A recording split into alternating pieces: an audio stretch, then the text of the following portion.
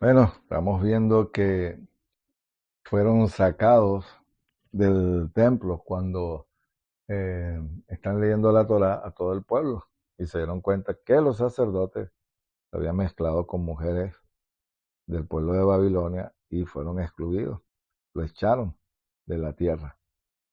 Eso está en el libro de Eri Malaquías, perdón, Nehemías, que registra tales eventos. Ahora, el código de santidad de la tradición sacerdotal es un código de pureza, una serie de barreras sociales explícitamente formuladas que separan en nosotros, israelitas, de ellos, del resto de la humanidad. Esta barrera tiene una réplica en la estructura del templo, en las normas sacrificales y, por lo que respecta a nuestro propósito, en la conducta sexual. El principio general es que todo está prohibido al menos que encaje en el espacio social que le ha sido asignado. La legislación especifica que estos espacios sociales, por de pronto las antiguas costumbres israelitas sobre las relaciones sexuales prohibidas, son reformuladas como casos de incesto en los diferentes niveles del matrimonio. Eso lo podemos ver en el capítulo 18 de Levítico, del verso 6 al 18, y el capítulo 20 del 11 al 12, y el capítulo 14, el verso 20. El adulterio no es solo un ultraje al honor masculino, sino también una abominación, y hay cosas que ya no son meramente afrenta al honor masculino, sino abominaciones para el Señor, para el Creador, Jehová. La hospitalidad sexual, como la vemos en Levítico capítulo 19, verso 9. Tener mujeres israelitas como esposa esclava. La homosexualidad, la homosexualidad, como lo dice capítulo eh, Levítico 25 del 44 al 46 y Levítico 18 al 20 y capítulo 20 al 13, que los matrimonios de los sacerdotes con mujeres que han permanecido a otros es consideran infames. En Ezequiel capítulo 44, el verso 22, el honor masculino es simbolizado por los órganos sexuales y tanto el sacerdote como el no sacerdote, lo mismo que el periodo anterior que vimos en Deuteronomio capítulo 23, verso 1, donde deben tener intactos sus órganos para poder ser miembros plenos de la comunidad. ¿Se da cuenta? Ni mayugado, ni nada de eso, ni alguna enfermedad. Y por eso es que el padre es muy duro, pues cuando digo duro, no acepta eh, la mitad. No, no, no. El padre, no voy a decir que es extremista, pero es muy claro a la hora de hacer diferencia. Ahora, como dice, como la semilla es santa, las descendencias santas son símbolos de primordiales en las genealogías, llegan a tener una importancia simbólica de primera magnitud. Leer la genealogía de Er y Nehemías, también las del libro de Judy y de Toby, los derrames genitales hacen impuras a las personas. A un israelita está en el capítulo 15, verso 16, y capítulo 18, el verso 32. Al sacerdote en Levítico 24, a una mujer, Levítico 22, al verso 4, y también, ¿qué dices? El Levítico 15, del verso 19 al 30, la nueva actitud defensiva es claramente articulada en las reglas sobre relaciones sexuales durante la menstruación. Tampoco se puede tener relaciones sexuales porque está matando el semen y es una sangre que puede el hombre agarrar una infección. Eh, es mejor que la mujer en ese tiempo no tenga relaciones porque aparte de tener contacto sangre con el semen le puede producir hasta una enfermedad a la mujer, y el hombre puede tomar una infección que también le puede causar eh, una enfermedad también. Entonces, amigos, amigas, limitarse, porque la mujer inclusive está en su periodo de pureza, no voy a decir inmunda como pecado, no, no, está en un proceso de purificación, de, de sacar sangre muerta y bueno, es parte de lo que el Padre hizo con la mujer. No soy quien para aprobar y reprobar. Hay quienes dicen que pueden, no. El Padre es claro en la Torah. No pueden. Ahora, finalmente, mientras la hospitalidad sexual y la prostitución sagrada está prohibida y deshonrosa, como lo dice Levítico 19 al 29, la relación sexual con una esclava es desaprobada porque se mancilla y requiere una ofrenda como reparación. Según las costumbres del periodo, los sabios advierten del peligro del adulterio a causa de la venganza, que sin duda tomará el marido ultrajado, como dice Proverbios 6:25 al 35, que según las mujeres proclives a la infidelidad son aquellas cuyos maridos están fuera de casa. Mi esposo no está en casa y se ha ido para un largo viaje. Se llevó con él la bolsa de dinero y regresará a su casa con la luna llena. Y eso lo dice también Proverbios 7, del 19 al 20. Ve los capítulos 9, del 13 al 18. Este pasaje implica una vez más el comerciante no solo respeta el sentido común de los bienes limitados, sino que carece de suficiente honor como para mantener a una esposa debidamente sujeta.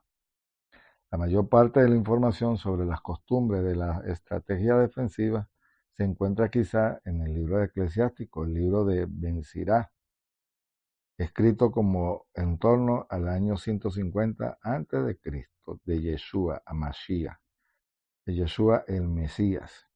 Se trata de esta información urbanista, elitista, el tipo de normas ideales de la que aspira la gente del estatus más bajo. Para empezar, Ben-Sira nos dice que los padres preparan los matrimonios. En el capítulo 7, en el verso 25, verá también capítulo 9, el verso 47, que nos habla de la ¿qué? De la madre, quizá por falta del padre. En el texto hebreo siríaco, en Eclesiastés se dice, el padre tiene hijos, edúcalo y elige esposa para ellos cuando son jóvenes. Se trata de una práctica en que el padre elige a la muchacha para su hijo o viceversa. Antes de alguno de ellos alcance la edad matrimonial, la pubertad, los hijos deben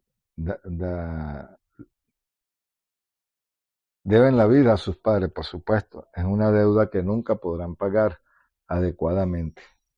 En su advertencia dirigida a hombres casados, en el capítulo 9, del 1 al 9, Sir aconseja actitudes adecuadas con respecto a de las distintas clases de mujeres. El hombre casado debe evitar a las mujeres casadas debido a los castigos que podría ser objeto, probablemente por parte de los seres humanos y padres. Las mujeres casadas tienden lazos a los hombres provocando la venganza de sus maridos, como le dice en el capítulo 9, del 8 al 9.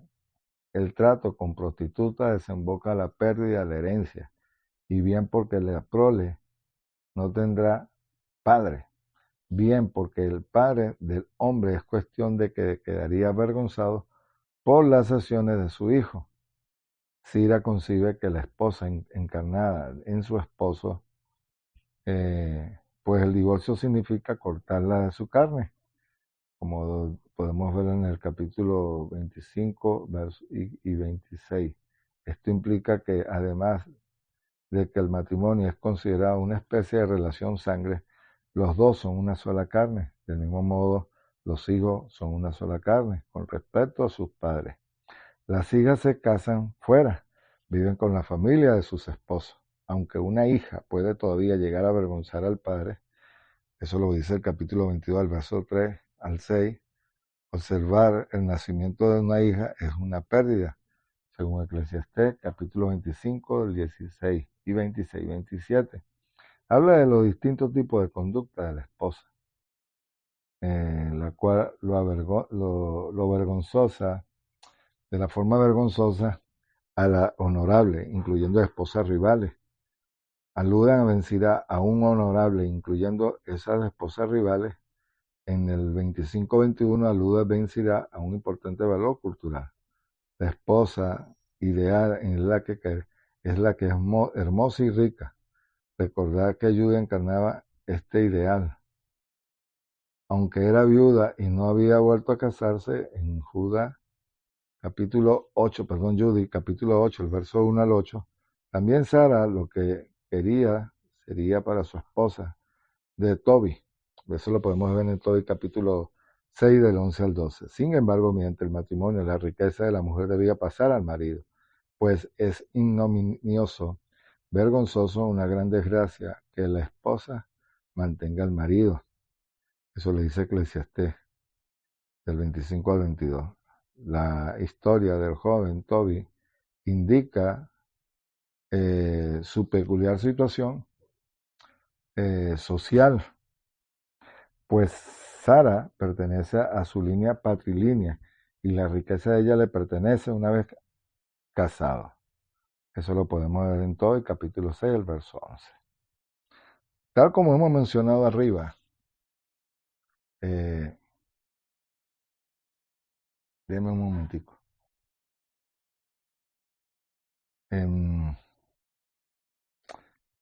¿Cómo le dijera? Fíjense, el padre es muy vulnerable a causa de sus hijas. Eso es lo que debemos ver en Eclesiástico capítulo 26, del 10 al 12, y especialmente en el 42, capítulo 42, del verso 9 al 11.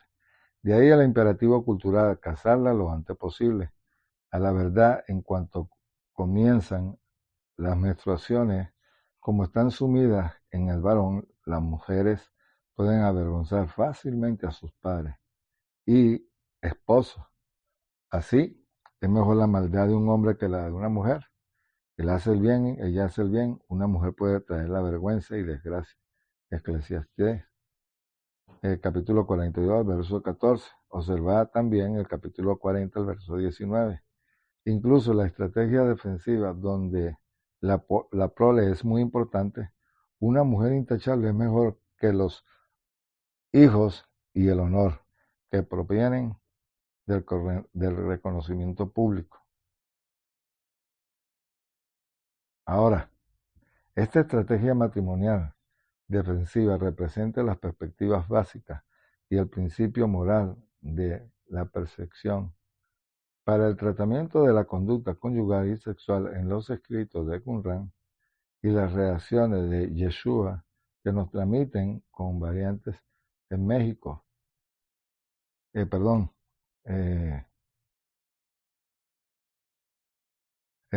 perdón, Yeshua que nos transmiten con variantes de Mateo, Marco y Lucas en los textos no legales del periodo como eclesiástico, Tobit y Judí, las intenciones de la persona, su corazón tiene su importancia en los encuentros sexuales. En el matrimonio, el núcleo de esta intención está en la prole, la semilla santa. Se trata del único factor de motivación válida para los encuentros sexuales. Cualquiera otros motivos son vergonzosos. Así que la unión sexual de Toby con Sara, la noche de boda, está motivada no por la riqueza y belleza de la novia, sino por la semilla santa. Lo primero sería calificado como inmortalidad o de los motivos inmorales. Lo segundo, la verdad de Toby, capítulo 8, verso 7. Igualmente, en la tradición israelita, en el que un hombre se casa por la belleza o la riqueza de su novia, equivale a un acto inmoral. Los hijos de tales matrimonios son casi equiparables a los bastardos, el símbolo contrario a la semilla santa. ¿Se da cuenta? Dada esta insistencia en la estrategia defensiva y en la semilla santa, las acusaciones del linaje dudoso se encuentran entre los insultos más graves en aquella cultura. De pronto llamarían la atención, por ejemplo, el insulto de Juan, el inmersor lanza hacia los fariseos y saduceos, llamándola de prole de víboras, como también lo dice Mateo 3.7 y Lucas 3.7. Yeshua usa el término según lo dice Mateo 12. verso 34, y Mateo 23, verso 23. Significa nada más y nada menos que bastardo, serpiente, un término noble ofensivo, de manera que, muy parecida, Yeshua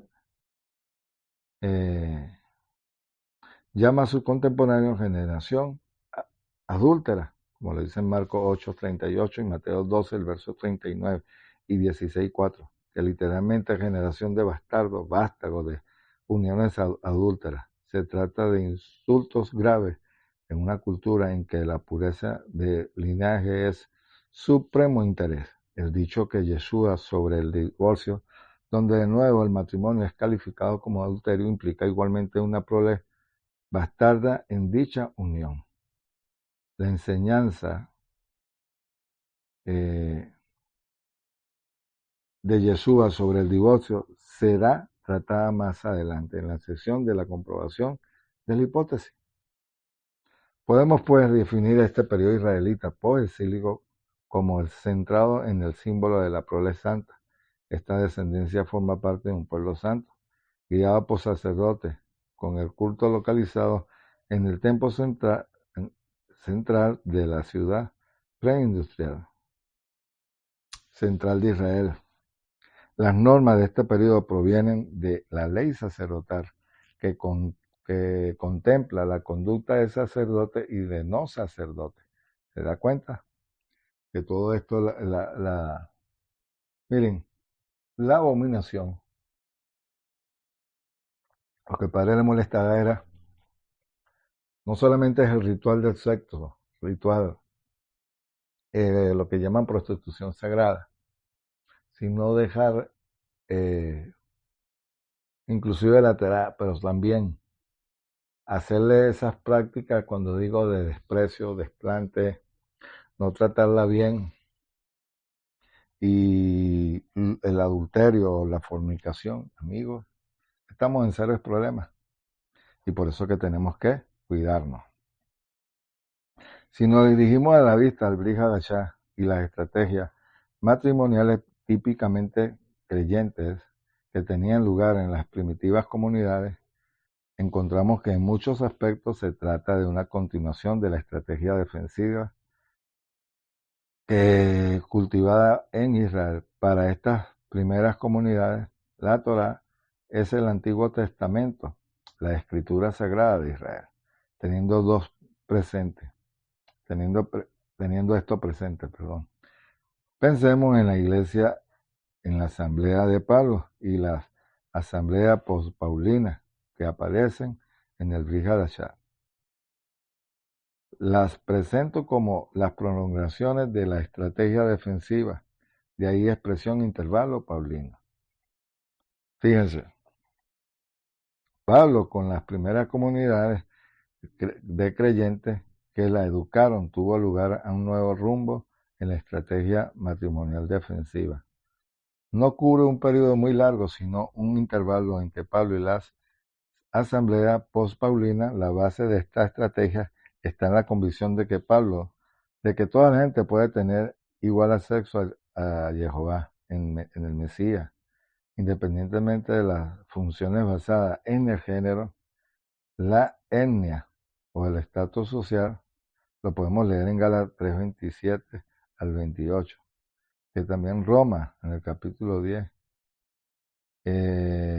Primera de Corintios, capítulo 12, el verso 13, Colosenses 3, el 11, que probablemente era una fórmula bautismal en que la comunidad en que Pablo había sido socializado, y se llama a sí mismo hebreo de nacimiento y fariseo por la práctica de la Torá.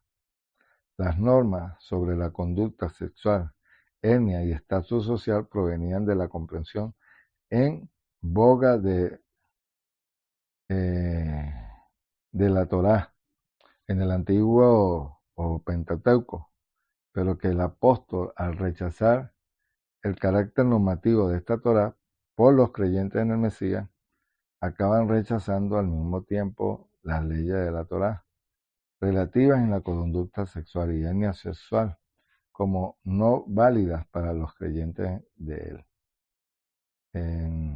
lo que hace que la realidad es rechazar a la ley y volver a la costumbre.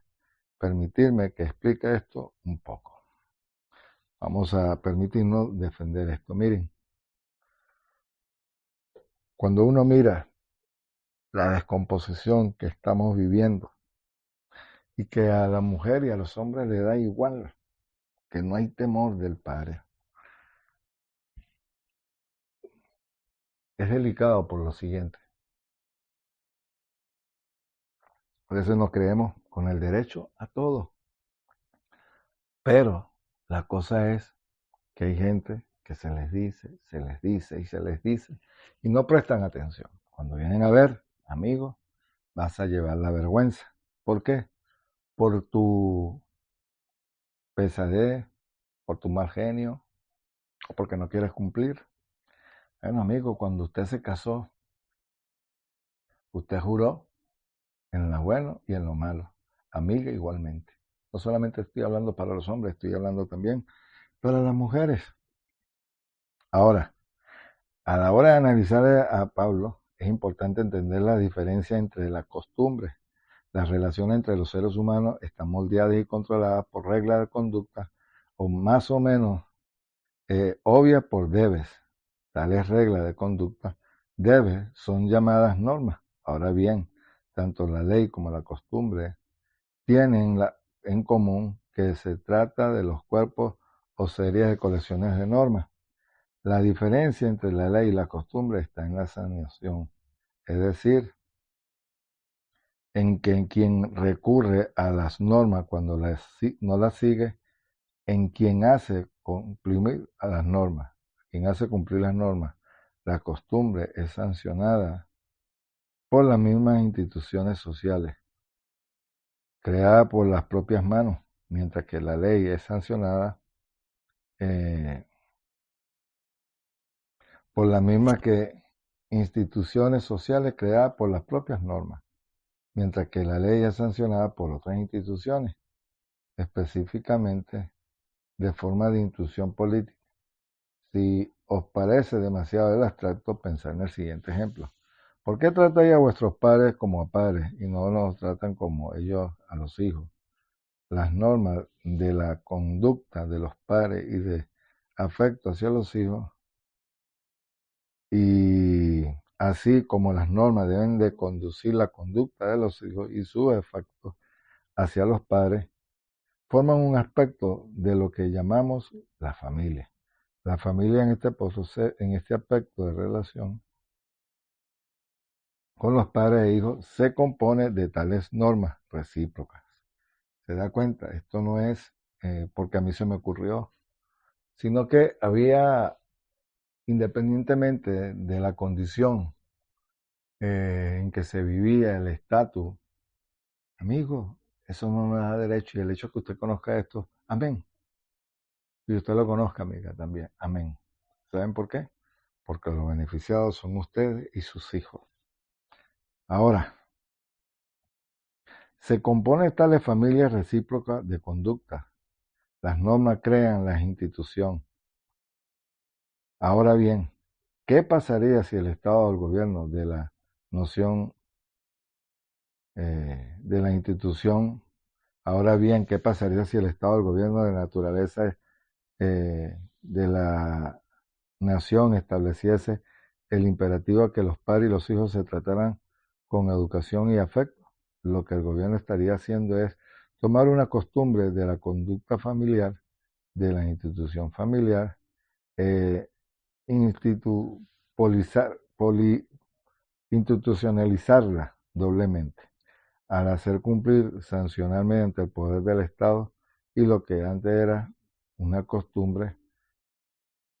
La ley siempre es una costumbre que ha sido doblemente institucionalista y institucionalizada, una costumbre de ámbito familiar, la economía, la religión, la educación, cuando todo ello se compone de normas con rango de costumbre. La gente se seguía por regla en sus intenciones familiares. Esas intenciones y relaciones familiares y relaciones económicas en su acercamiento religioso al Padre vamos a decir, no me gusta la palabra religión, pero acercarnos al Padre y a otra gente y en la mutua enseñanza, la tradición de nuestra sociedad y sigue esas reglas incluso antes de descubrir que el gobierno es cuestión que se pueden tomar por ciertos aspectos de conducta en esas áreas y de hacer jurídicamente vinculantes esas normas de costumbre para que todos los miembros del grupo. Ahora, más aún las instituciones sociales pueden hacerse tan complejas que formalizan ciertas normas y les proporciona pequeños cuerpos cuasi políticos llamados administradores que a su vez elevan el rango de la ley. Y lo que hace entonces era costumbre. La administración actúa pues como organismo que hacen cumplir la ley doblemente institucionalizada. Así pues, por ejemplo, la universidad y los colegios mayores tienen administraciones que implantan de lo que esas leyes se basan en una conducta previa rígida por la costumbre. Estas leyes operan en la universidad del mismo modo que las leyes nacionales operan en la nación. Las leyes con frecuencia son después sancionadas, pero el gobierno nacional de tal guisa de entidades religiosas también está cuando son lo suficientemente complejas, establecen administraciones que confinen y un tinte político a la costumbre previa. Así que la institucionalización doblemente las normas religiosas y las convierte en leyes. Es decir, que el cuidado de la familia y, por supuesto, esas instituciones no pueden estar también por cualquier persona que no sabe ni cómo llevar su vida.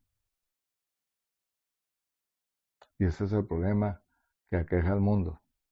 Personas que llegaron a ciertos lugares de autoridad y lo menos que se han hecho es esforzarse en aprender para poder estar en ese lugar, pero no voy a decir convicción, sino que tus actos sean el reflejo de lo que tú dices. Eso es lo que pasa. Ahora, cuando Pablo rechaza la ley y se vuelve a la costumbre, quiero decir que ya no reconoce la institución política de Israel del segundo templo, integrada por la élite sacerdotal en Jerusalén, el Sanedrín y sus normas normalizadas, es decir, la Torá de ese modo rechaza el sistema sacerdotal y sus sanciones a favor de normas y sanciones provenientes de la interacción, de las comparaciones de los componentes del grupo. En este caso se trata de que las personas diádicas que interactúan en la comunidad llamada congregación, las costumbres que Pablo y que a su juicio vinculan a los creyentes en sus recíprocas interacciones, deriva de la actualidad y de la actividad del poder del Creador, de Yeshua, del espíritu de esas comunidades. Me gustaría denominar esto estrategia carismática, recordar lo que dijimos en el Ruach y la personalidad diádica. Si Pablo insiste también que sus correligionarios creyentes del Mesías no deben de confundir las realidades sociales a las leyes de las jurisdicciones griegas, romanas e israelitas. ¿Se da cuenta? Bueno, familia, vamos a dejarlo hasta aquí, porque inclusive el comportamiento tuyo ante la sociedad, cuestiones políticas y económicas del país, cómo afecta a una familia. Una mala decisión inclusive de una persona que no sabe llevar bien su casa y en un lugar público que tiene autoridad. Amigos, delicado, delicado. Bueno, familia, nos vemos la próxima semana con más de El Mundo Social del primer siglo. Nos vemos la próxima semana. Ley Raot. Hasta pronto.